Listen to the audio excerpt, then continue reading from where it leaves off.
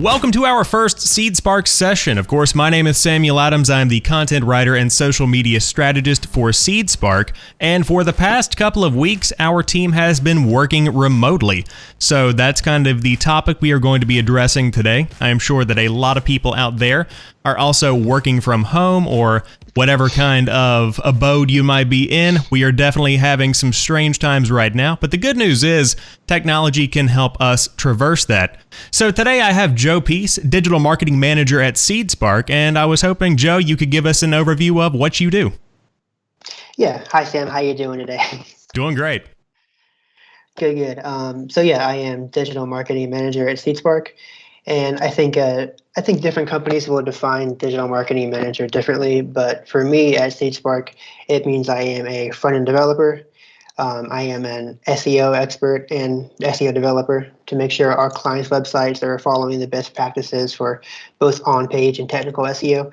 And I also run our PPC ad campaigns, and that's with Google Ads, LinkedIn Ads, or whatever kind of social ads we may want to run. So, of course, your job is pretty technical and it has a lot of time spent managing various campaigns and kind of planning out how we want to approach certain objectives. So what's it like for you to have been working from home over the past 2 weeks with your specific approach to your job? I say the work part's been pretty good. I think it's really helped. I have a separate room. I've basically taken over the dining room, and I have my giant Apple monitor in there with my MacBook. And it definitely helps to like compartmentalize the office space TM versus the bedroom or the den where I have the TV and the computer and my Nintendo to get distracted with. So it's definitely helped. It's also helped me, I think, to get dressed in the morning to make myself think, okay, I'm going to work. So you're telling me that you're one of the few and the proud that actually put on pants. Yes. Impressive. I'm one of those filthy people. Yeah, you're a stronger man than I am. So with that compartmentalization of your workspace, you would think that it's much more productive to have your own space specifically for your company work set apart from something like setting yourself up on the couch in front of a TV, or even if you have your own at-home desk, if you spend a lot of time there already, it's better to have a corporate kind of section of your home. Yeah, I definitely think so. At least it's been working out for me very well.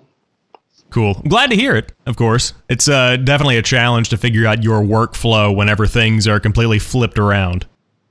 Yeah, absolutely. Of course, last week we had our first all-hands meeting in a remote format, which for those that are joining us for the first time or that might not be familiar with SeedSpark, an all-hands is basically a company-wide meeting where each department leader talks about this month's successes and then outlines future plans for growth, expansion, and other projects that might be coming.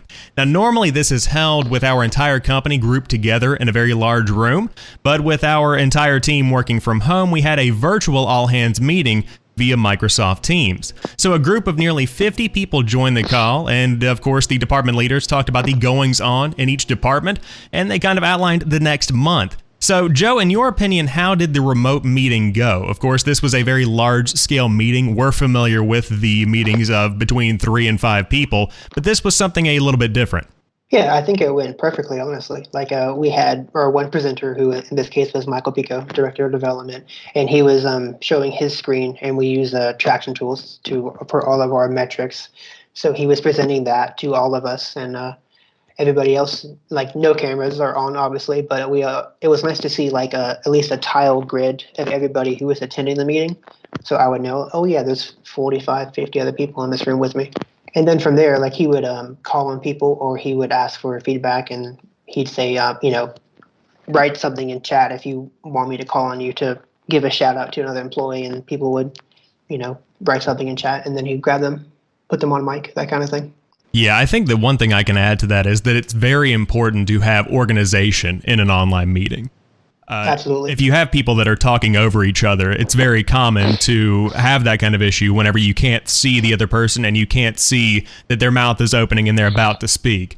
So to be able to have kind of like a raise hand kind of situation going on, in this case, we used chat to say that we wanted to have, further conversation in actual audio chat. But going forward, the raise hand feature coming to Microsoft Teams is actually going to alleviate the need for that altogether. So they kind of are hearing that kind of need.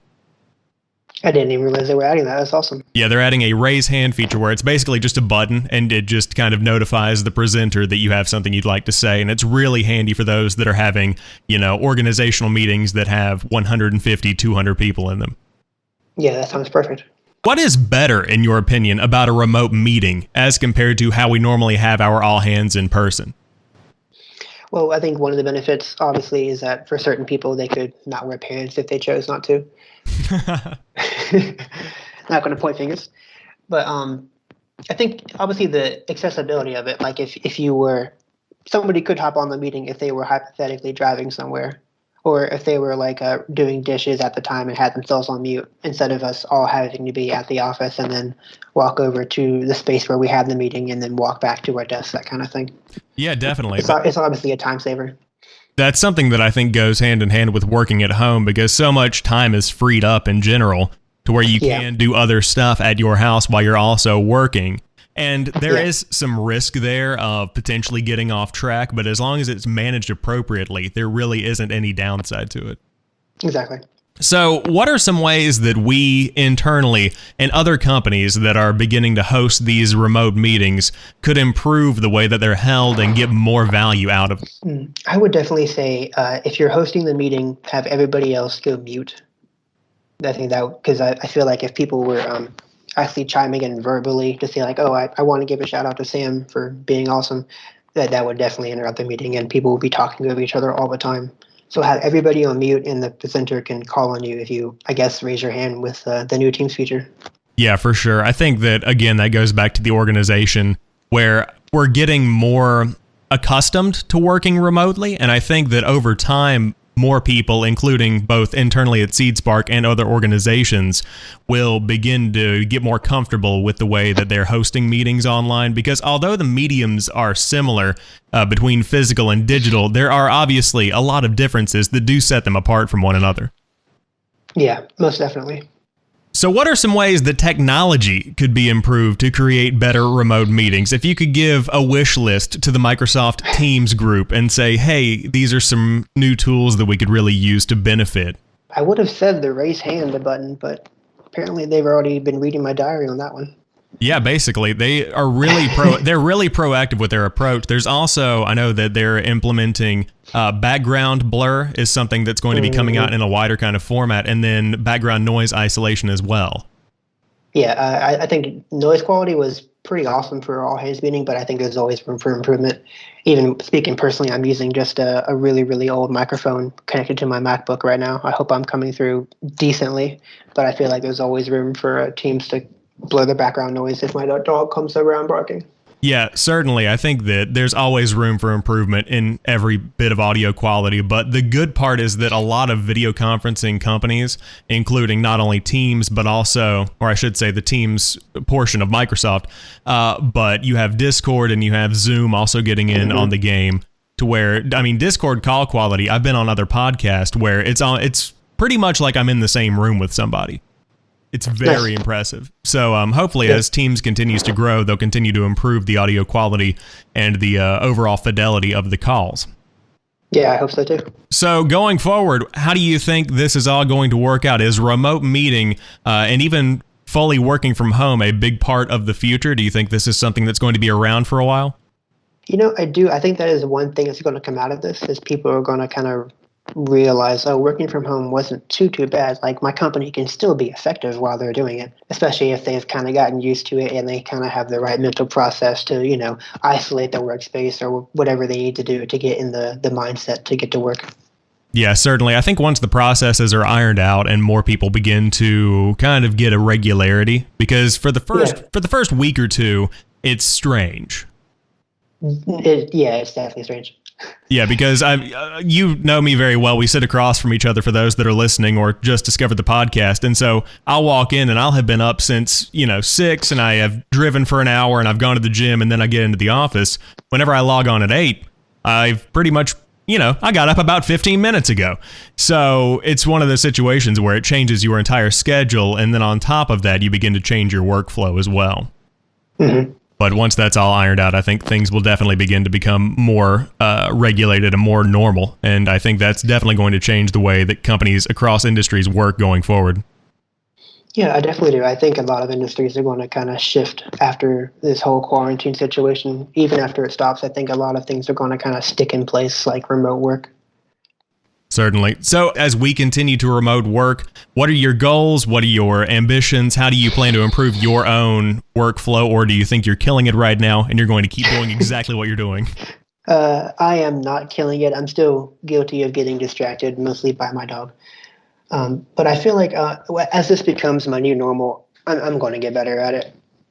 Yeah, I don't know what else I could be doing. I know there's a lot of stuff mentally I have to kind of do to segment myself away from being at home and just kind of pretend like I don't have anything fun in the other room. Yeah, definitely understandable. But again, we're all kind of a work in progress, and I think that we're all taking it in stride. So all things considered, I'm pretty impressed with our team so far. Oh, most definitely. We've all been active. Like, I've never had to wait for anything. I've always hit people on Teams and then gotten a response pretty quickly.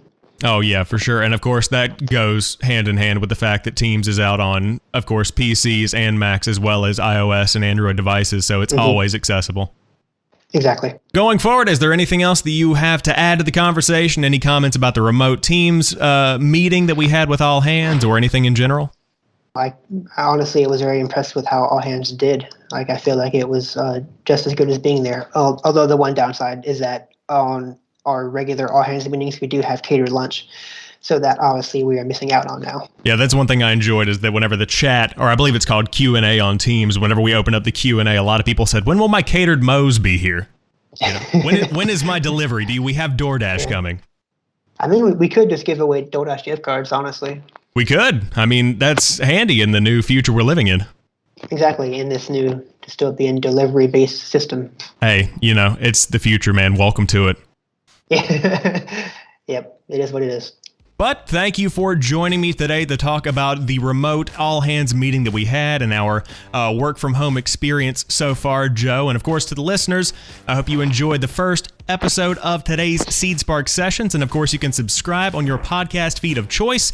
We are going to be out via Anchor.fm on Spotify, Apple Podcast, and generally where you get your podcast. And we can't wait to see you on the next one. But until then, you can follow us on Twitter and Instagram to keep up to date with not only what's happening at SeedSpark, but everything going on in the world of technology. Links for all social media platforms will be down below. But thank you again for joining us, and we will see you on the next one.